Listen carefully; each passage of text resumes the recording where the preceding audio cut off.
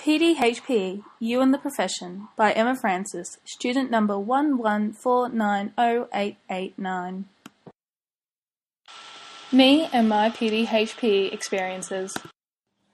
When I was at school, I was not into PDHP. Like Tinning, 1993, explains, I didn't feel comfortable because I was usually the worst at any kind of sport, so I felt incompetent, useless, and judged. I hate talking about anything to do with the body. It makes me, and still makes me, feel really awkward. My family never discusses anything to do with the body and always brushed off if my sister and I would ask questions. Therefore, I have grown up with the idea that it is an awkward subject that people do not want to talk about.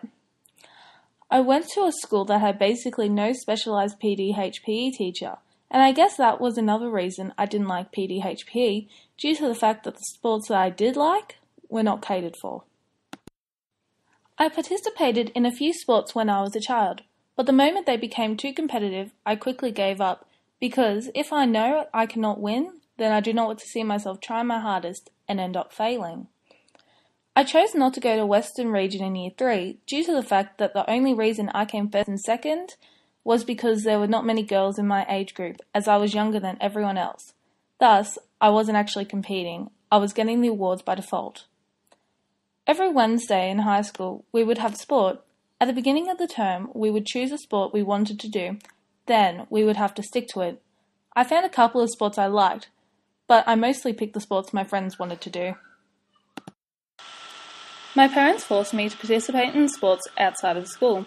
I did not like them at all, apart from the social aspect. Mainly, I wanted to just play with my friends as we would go up the bush behind our houses and build pretend houses and towns. That was more my idea of fun. I was forced to keep at these sports by my parents until I finally put my foot down and said I did not want to do them anymore. A lot of people in my family smoke and drink heavily, and I believe that this is a main contributor for why I do not participate in either activities. I grew up seeing the negative side of these and did not want to allow myself to become like that. I do not play sports as they usually bore me, and I am usually the person who the ball hits in the face, or who falls over, or who gets hit with the hockey stick. I like to stay clear of any physical contact sports. Apart from going to Healthy Harold and getting a health book in Year 6, I cannot remember much about learning anything to do with health in primary school. I mostly learned everything on TV with all the after-school specials, or learnt the hard way. I think that because of this, I will try my hardest to give my students the PDHPE education that I never really had or responded to. I believe that PDHP revolves around the student, not the class, and what works for the majority may not work for the minority, so I'll try my hardest to include everyone in this learning. The PDHP Educator Reflections. I agree with Silverman, 2010, that humans as a whole judge each other on what we look like before we get to know the person. Therefore, I believe that clothes are an important way of determining who you are and what you do. These are my ideas of how PDHP teachers should look like when teaching. I believe that these clothes give a professional PDHP educator look. I don't feel that body type has anything to do with being a good PDHP teacher, as that is variable. A teacher could be incredibly fit, yet still not be able to teach the class well. PDHP teachers need to be supportive and should never put down any student, ever. If they do, they can install a sense of worthlessness in the student which can stick to them forever, thus allowing them to have negative views on PDHPE. To avoid this, PDHPE teachers should create a safe environment for students so that no one is put down or bullied because of their skills. I believe that PDHPE teachers should be easy to talk to and to know how to talk to their classes, and what the best way is to encourage their students without sounding too pushy. I think that the teacher should have a very deep understanding of the skills outlined in the PDHP syllabus. They should be able to make their students feel comfortable in their classroom. An example of this is when I was in Year 9 or 10 and we had a PDHP teacher who was very close with our class. When it came time to learn about sex education, she came walking into the classroom with the song Let's Talk About Sex playing. This made us feel a little bit more comfortable and open when we were learning about the topic. They should also be able to play all sports and activities that they are making their students participate in. I don't think that any teacher has to know everything. I think that teachers in general should be willing to say that they don't know something and then try to find it out. This shows students that it is okay not to know everything off the top of their heads. I believe that they should be open to students' opinions and ideas on how to run activities. This gives the students a sense of value as their ideas are being used. I believe that they should know how to work with particular students, and what will work for one class may not work for another. I strongly believe that PDHP teachers should have their lessons prepared and should be able to adapt their lessons to make them harder or easier for the students. PDHP teachers should be ready to throw in the towel if their lesson is not working and have a backup plan at the ready.